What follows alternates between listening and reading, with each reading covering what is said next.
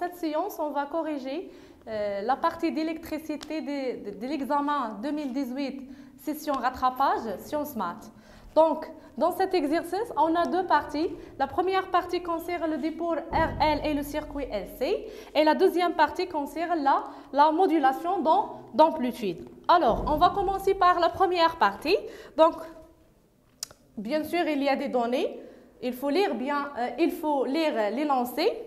Et la première question de la partie 1, c'est donner ou bien établir l'équation différentielle vérifiée par l'intensité I de t. Donc, pour déterminer l'équation différentielle vérifiée par l'intensité, il faut schématiser le circuit et représenter les tensions. Alors, on a ici un générateur qui donne un courant I. Donc, on sait bien que la bobine, c'est un récepteur, c'est-à-dire le courant et la tension de sens opposé. Donc, on va représenter, ça c'est IL ou bien IB.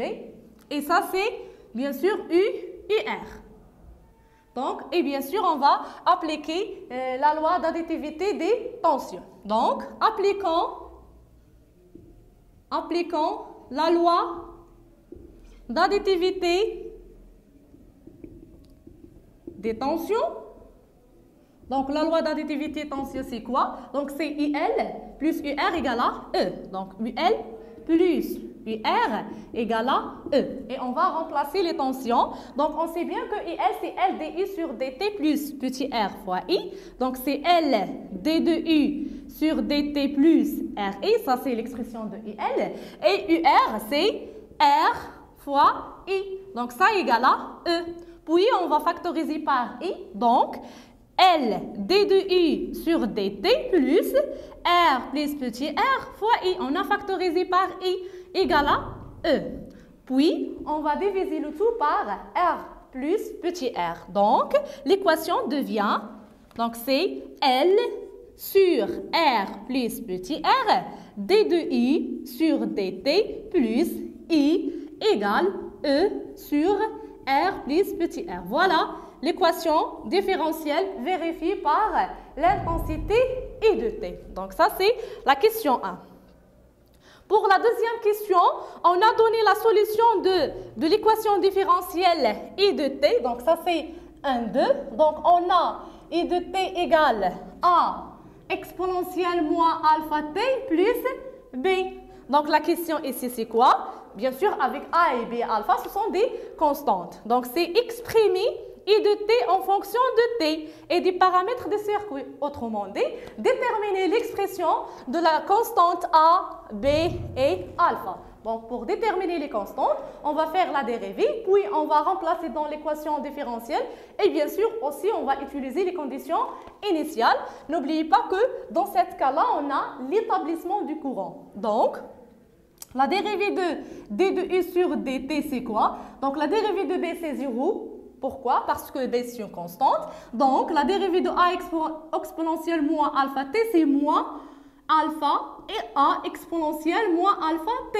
Puis, on va remplacer dans l'équation différentielle. Donc, l'équation devient moins L sur R plus petit r fois d de U sur dt. Donc, du sur dt, c'est alpha fois A exponentielle moins alpha t plus I. Donc, ici, A exponentielle moins alpha t plus B égale à CE sur R plus petit r. Puis, on va factoriser par A exponentielle. Donc, l'expression devient A exponentielle moins alpha t, facteur de quoi? C'est moins alpha sur R plus petit r fois alpha plus, il reste ici c'est 1, donc égale CE sur R plus petit r moins B. Donc, cette équation, il est vrai si et seulement si ça égale à 0 et ça égale à 0. Bien sûr, A exponentielle moins alpha t, c'est différent à 0. Alors, quel que soit t, on a moins alpha sur R plus petit r fois alpha plus 1 égale à 0. Et E sur R plus petit r moins B égale à 0. Donc, ça équivalent quoi? C'est que alpha égale à R plus petit r sur alpha. Pardon, ça c'est L, c'est pas alpha. Donc, alpha égale à, c'est R plus petit r sur L. Ça c'est quoi? Donc ça c'est l'inverse de taux. Donc alpha c'est 1 sur taux.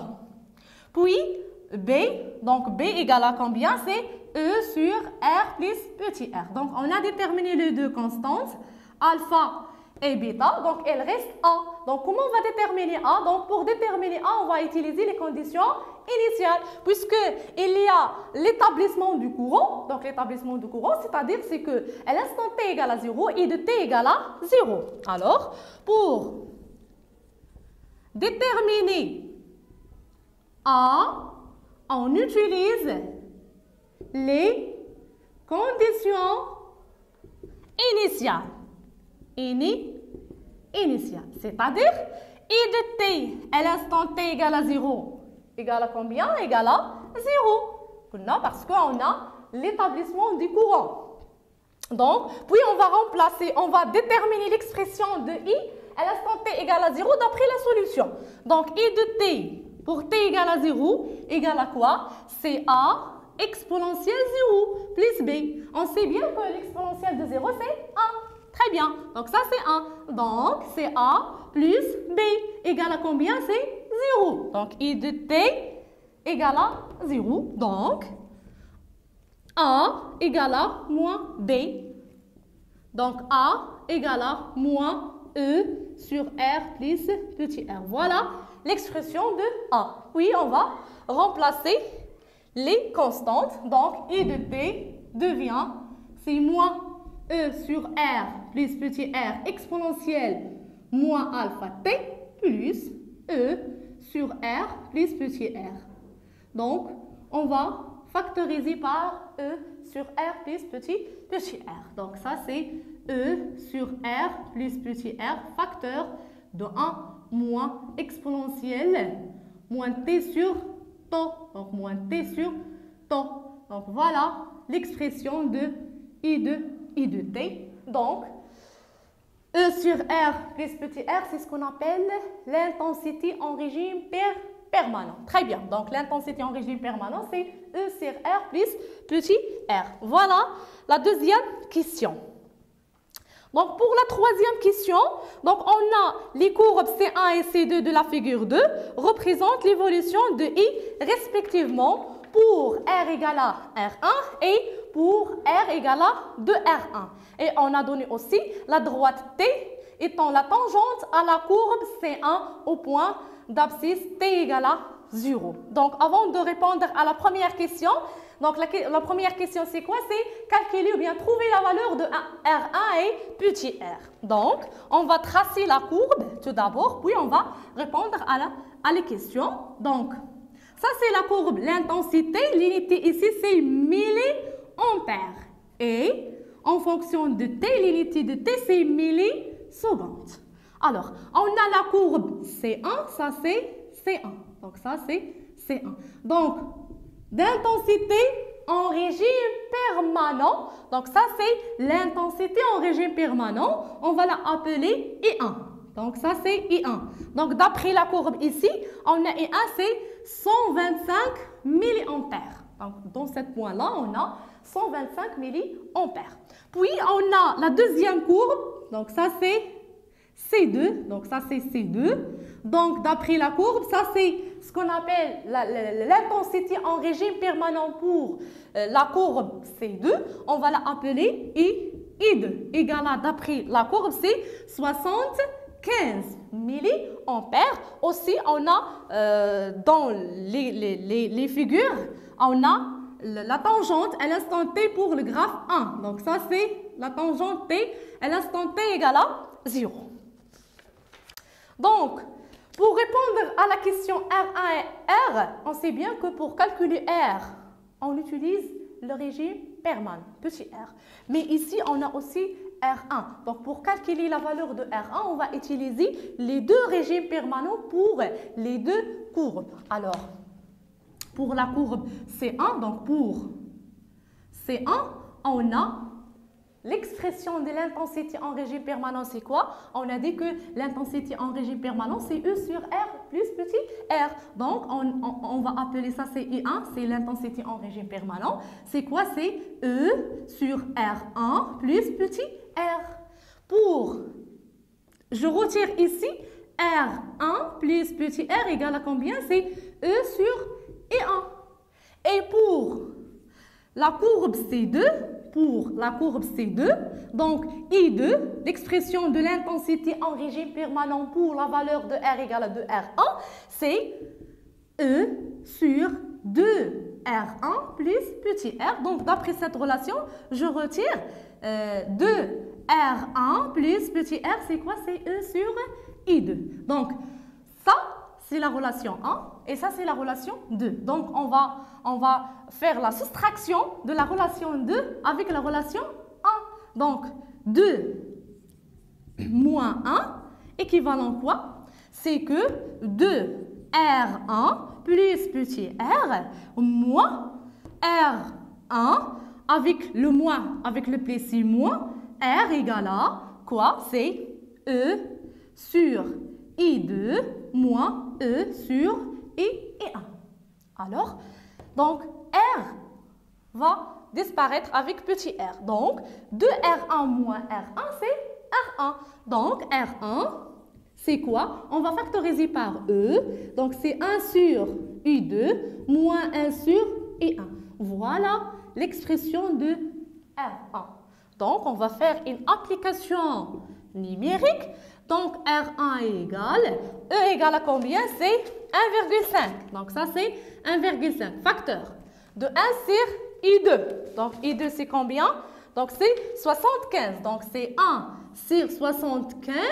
Mais il faut faire attention. C'est milliampères. Donc, on va multiplier par 10 à la puissance moins 3 moins 1 sur 125. 10 à la puissance moins 3. Donc, d'après tout calcul fait, on trouve que R1 égale à 8 ohms. Voilà la valeur de R1. Alors, donc pour petit 2, donc une étude d'un circuit LC, c'est-à-dire un circuit idéal. Donc, on a un condensateur chargé de capacité C et une bobine d'inductance L et de résistance négligeable. Alors, la tension au bord des condensateurs peut s'écrire sous la forme. Donc, UC de T égale à E0 cosinus de P F0T plus phi. Avec F0, c'est la fréquence propre. Donc, la première question, c'est montrer que l'énergie électrique totale des circuits est constante. Donc, pour répondre à cette question, on a vu dans le cours, il existe deux méthodes pour calculer l'énergie, pour montrer que l'énergie totale est constante. Donc, il y a la méthode de la dérivée et la méthode de remplacer l'énergie électrique par son expression et aussi l'énergie magnétique. Donc, dans cette question-là, on va utiliser les expressions de l'énergie électrique et l'énergie magnétique. Alors, on sait que l'énergie électrique, c'est quoi? Donc, l'énergie électrique, c'est 1 demi C IC carré. Et l'énergie magnétique, c'est 1 demi L I au carré. Et bien sûr, l'énergie totale, c'est la somme de l'énergie électrique plus l'énergie magnétique. Donc, bien sûr, on va remplacer l'énergie électrique, c'est 1 demi C IC carré plus 1 demi L I au carré. Donc, avant de remplacer l'expression de IC, il faut trouver l'expression de l'intensité. Donc, on sait que I de T, c'est quoi? Donc, c'est C, D de UC sur D dt. Donc, on va faire la dérivée de la fonction UC. Alors, la dérivée de cosinus, c'est moins sinus. Et bien sûr, il faut dériver de PF0T plus phi. Donc, la dérivée de phi, c'est 0. Donc, elle reste de PF0T. Donc, l'intensité, c'est moins C I0 2P F0 sinus 2P F0 T plus phi. Et puis, on va remplacer tout simplement. Alors, au total, égale à N demi C UC carré. Donc, UC carré, c'est I0 carré cosinus 2P F0T plus phi au carré, bien sûr, plus 1 demi L et au carré, c'est moins au carré, c'est plus. Donc, C carré Donc, c'est C carré et 0 carré 2P F0 carré fois sinus carré de 2P F0 T plus phi. Alors, il faut remplacer 2P F0 d'après l'expression de F0. Alors, on a F0, c'est 1 sur T0, c'est 1 sur 2P, la racine de LC, c'est-à-dire que 2P F0 au carré, c'est quoi? Donc, c'est 1 sur LC. Et on va remplacer. Donc, l'énergie totale, E total devient 1 demi C U0 carré cosinus carré de 2P F0T plus phi plus 1 demi L C carré et 0 carré fois 1 sur LC, j'ai remplacé 2P F0 au carré, fois sinus au carré de 2P F0T plus phi.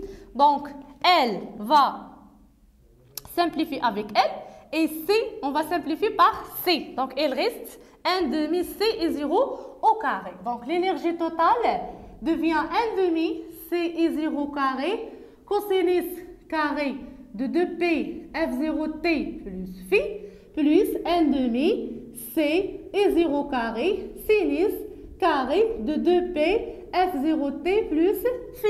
Voilà. Voilà l'expression. Donc, on va factoriser par 1 demi C et 0 carré.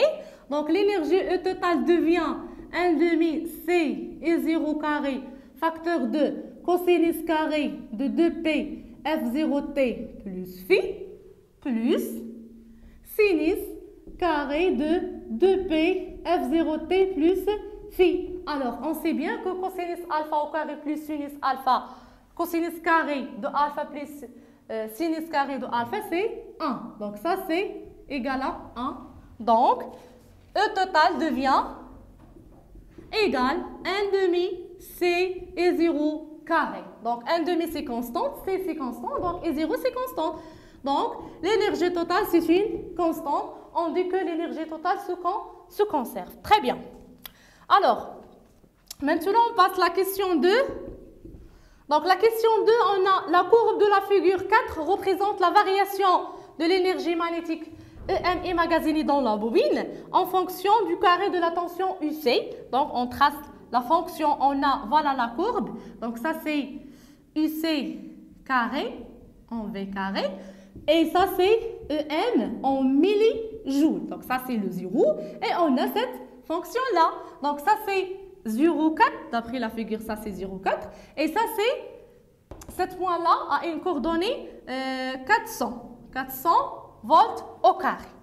Alors, la question ici, c'est quoi? C'est en se basant sur la courbe de la figure 4, c'est-à-dire cette courbe-là, déterminer la valeur de la capacité C et la tension U0. Donc, pour répondre à cette question-là, il faut exploiter la courbe. Donc, l'exploitation de courbe, c'est-à-dire, donnez-moi la fonction mathématique de EM en fonction de EC carré. Puis, on va donner aussi la relation entre EM et EC carré d'après l'énergie totale. Alors, d'après la figure, donc pris là, la figure ou bien la courbe, donc on a l'énergie EM en fonction de IC carré, c'est une fonction affine. Donc, c'est une fonction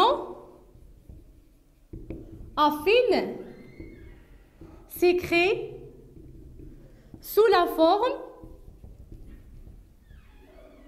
de EM, c'est A, UC carré plus B. Avec A, c'est le coefficient directeur et B, c'est l'énergie magnétique pour UC égale à 0. Donc, on va calculer A. Donc, A, c'est quoi? C'est delta EM sur delta UC carré. Donc, on prend 2 points. Donc, 7 points-là et 7 points. Donc, les coordonnées de ce point, c'est quoi? C'est 0,4 millijoules avec 0. Donc, ça, c'est 0,4. Il faut multiplier par 10 moins 3 parce qu'on a le millijoule. Et ça, c'est 0. Et ce point-là, c'est de coordonnées 0 sur 400. Donc, d'après ce calcul fait, on va trouver c'est 10 moins 10 à la puissance 6 joules par volt carré.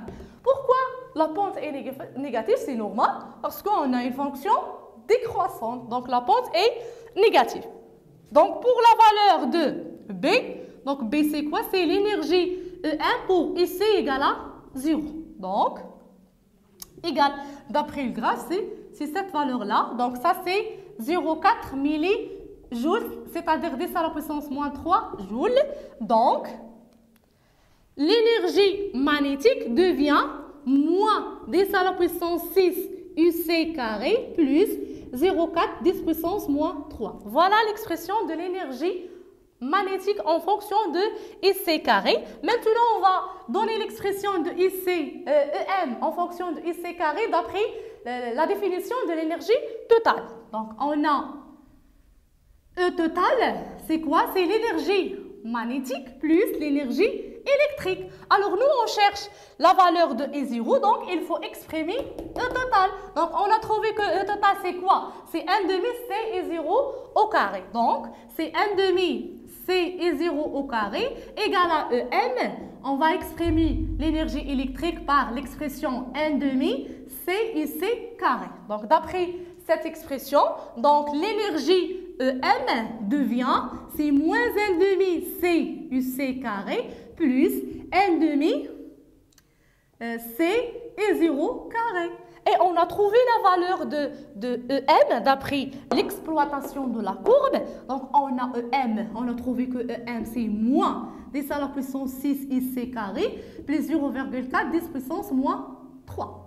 Alors, par identification, on remarque bien que ce terme-là, donc ce terme-là égale ce terme, et ce terme égale ce terme. Donc, par identification,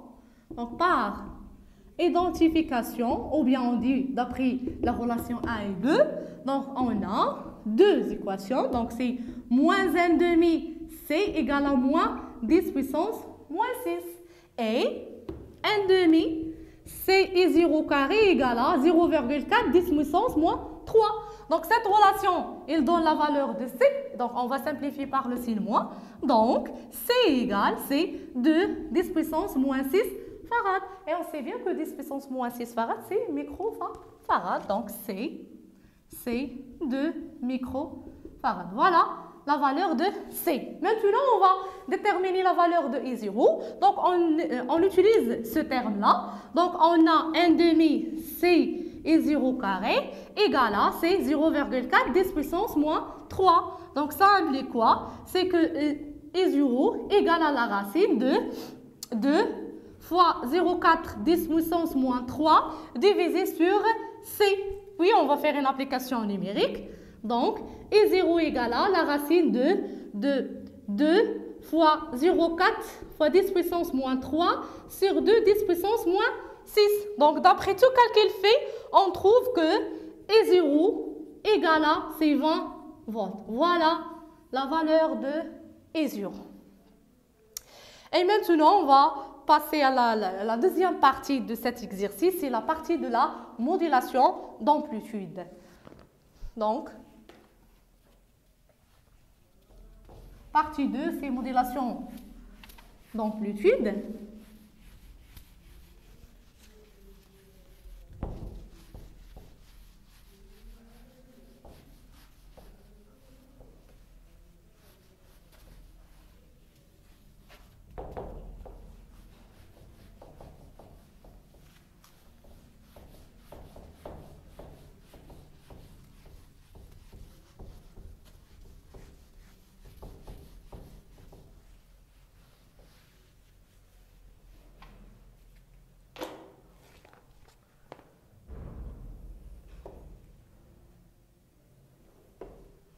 Donc, maintenant, on va passer à la deuxième partie, c'est la modulation d'amplitude. Partie 2, c'est modulation d'amplitude. C'est AM. Alors,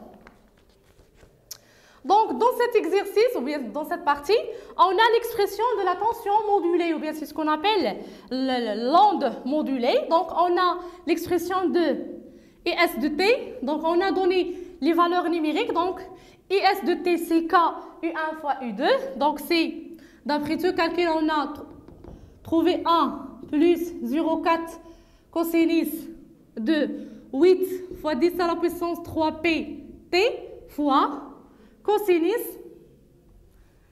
4, 10 à la puissance 5, P fois T. Donc, la première question ici, c'est déterminer la fréquence de la porteuse. Donc, pour déterminer la valeur de la fréquence de la porteuse, et aussi on a pour la deuxième question, c'est donner les conditions pour obtenir une bonne modulation.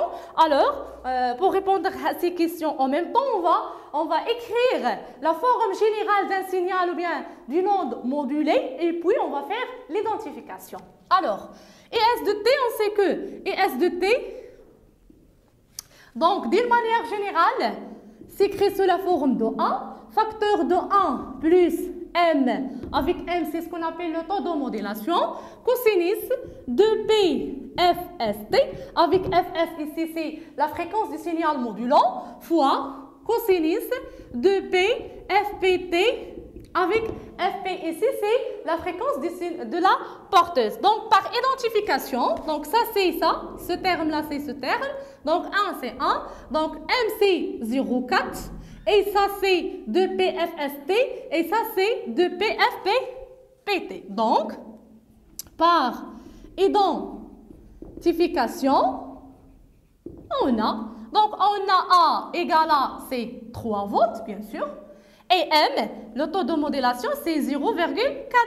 Et on a 2P FST égale à 8, 10, 3P T, et on a 2P FPT égale à quoi? C'est 4, 10 à la puissance 5P fois P. Alors, on va simplifier par P avec P, T avec T, et à 2 avec 8, c'est reste ici 4. Et aussi ici, on va simplifier par P avec P et T avec T. Donc, on trouve que Fs égale à combien? C'est 4, 10 à la puissance 3 Hz, qui est égal à c'est 4 kHz. Donc, ça, c'est la valeur de la fréquence du signal modulant pour la fréquence de la porteuse. Donc, Fp égale à, c'est 4 sur 2, c'est 2, 10 à la puissance 5 Hz. Donc, Fp, c'est, ça c'est la question, donc c'est 200 kHz. 200 kHz. Voilà la valeur de la fréquence de la porteuse. Pour la deuxième question, donc la question 2, c'est quoi? C'est choisir la réponse juste parmi les réponses suivantes. Donc l'amplitude maximale de l'onde modulée est, donc ici il faut faire attention. Alors, où est l'amplitude du signal modulé, bien de l'onde modulée? Donc ça c'est, voilà l'amplitude de l'onde modulée. Donc, pour que cette amplitude est maximale, il faut que le cosinus égale à, il faut que cosinus prend la valeur 1 à l'heure. Donc, ça c'est la question 2. Donc, IS max, ou bien l'amplitude maximale, c'est quoi? C'est 3, facteur de 1 plus 0,4 fois 1. Donc, si on va faire les calculs, on trouve que EM max, c'est 4,2 volts. Ça, c'est la réponse B, je pense. Oui, c'est la réponse B. Alors, pour la question 3, donc, la question 3, c'est les conditions d'une modulation d'amplitude de bonne qualité sont-ils vérifiées? Justifiez votre réponse. Alors, tout d'abord, quelles sont les conditions pour obtenir une bonne modulation? Alors, pour obtenir une bonne modulation, il faut que le taux de modulation M doit être inférieur à 0 et la fréquence de la porteuse doit être très supérieure à la fréquence du signal modulant, bien l'onde modulant, ou bien au minimum Fp il est supérieur à 10 fois de Fs. Donc, on va calculer le rapport de Fp sur Fs. Donc, ça c'est 200 10 à la puissance 3 divisé sur 4 fois 10 à la puissance 3, ça c'est 50. Donc ça c'est supérieur à 10. Alors, FP supérieur à 10 fois. Donc ça c'est la condition 1. Et on a trouvé que la valeur de M égale à 0,4. Donc M est inférieur à 1. M inférieur à 1, donc une bonne modulation. Voilà. Donc ça c'est la question 3. Donc pour la question 4, c'est exprimer IS de t sous la forme de la somme de 3 fonctions sinusoïdales et représenter le spectre de fréquence en choisissant l'échelle suivante. 1 cm pour 1 volt pour les amplitudes. Tout d'abord, qu'est-ce que ça veut dire le spectre de fréquence? Alors le spectre de fréquence, c'est-à-dire de tracer les amplitudes en fonction de la fréquence. Alors, on va montrer tout d'abord que IS c'est la somme de 3 fonctions. Donc, on va utiliser l'expression générale et à la fin, on va faire l'application numérique pour simplifier tout simplement. Alors, ça c'est la question 4. Alors, on a IS de t, c'est écrit sous la forme de A, facteur de 1 plus M cosinus de P FST fois cosinus de P FPT. On va développer les calculs. Donc, IS de t devient A cosinus de P FT. Donc, on développe les calculs. Plus quoi? A fois M cosinus de PFST cosinus de PFP. Donc, c'est A fois M cosinus de PFST fois cosinus de PFPT. Puis, on va utiliser la règle de cos A fois cos B, c'est 1 sur 2 cos A plus B plus cos A moins B. Donc, nous, on va choisir A, c'est de PFPT. Et B, c'est de PFST. Alors, donc, cosinus de P FPT fois cosinus de P FST. Donc, ça, c'est A et ça, c'est P. Et on va utiliser la règle, tout simplement. Alors, ça, c'est un demi. Cosinus de P FPT plus de P FST. Plus, donc plus, cosinus de P FPT ou moins de P FST. Et je factorise par 2P.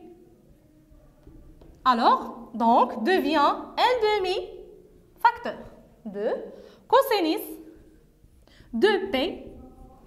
Donc, FP plus FS. Donc, FP plus FST plus cosinus, la même chose ici, c'est 2P, FP moins FS fois T. Puis on remplace dans l'expression de IS de T. Donc, IS de T devient, et on va développer directement. Hein.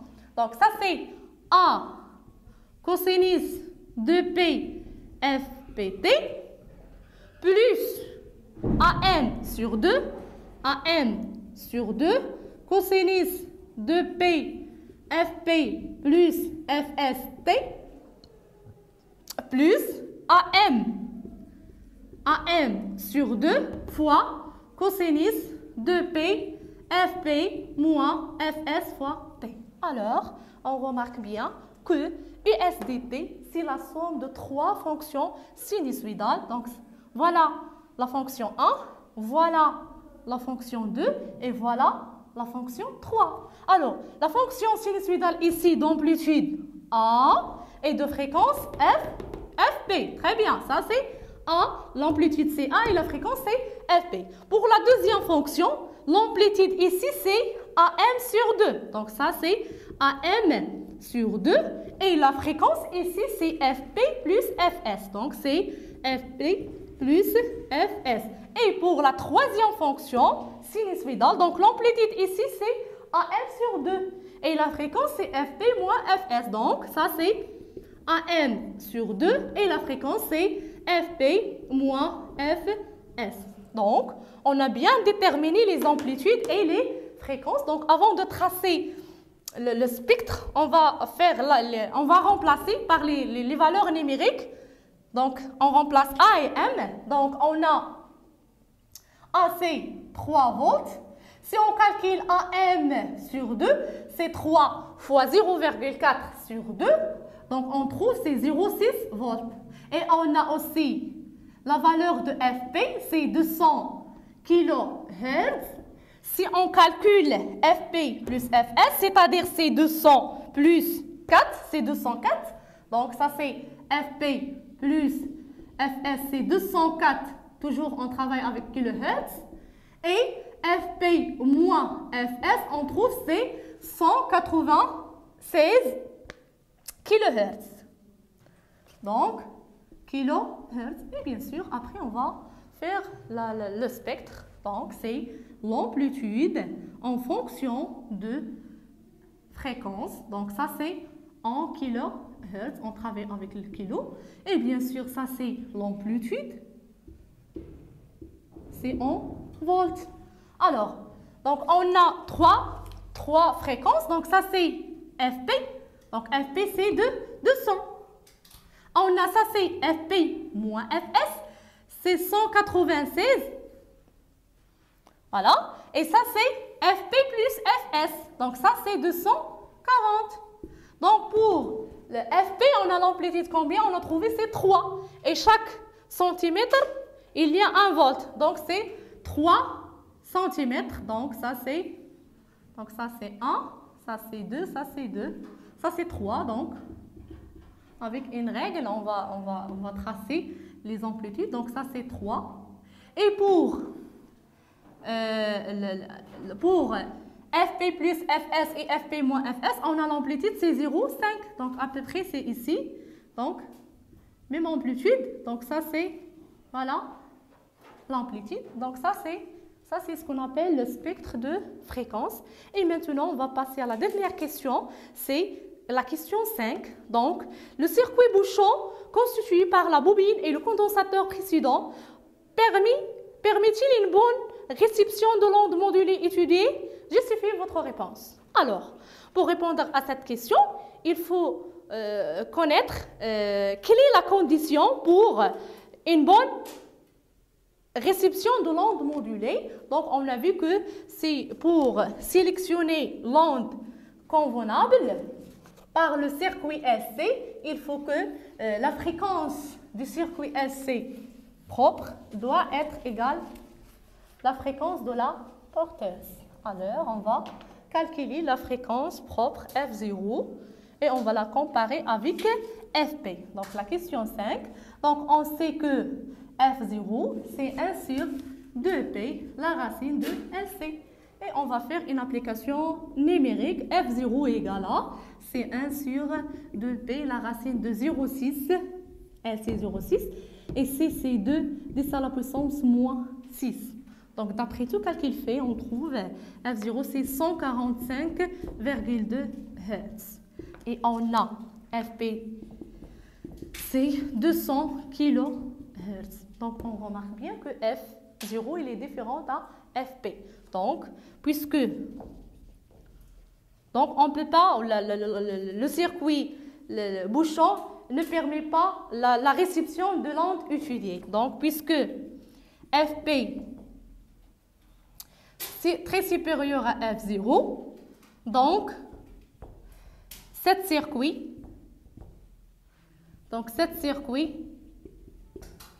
ne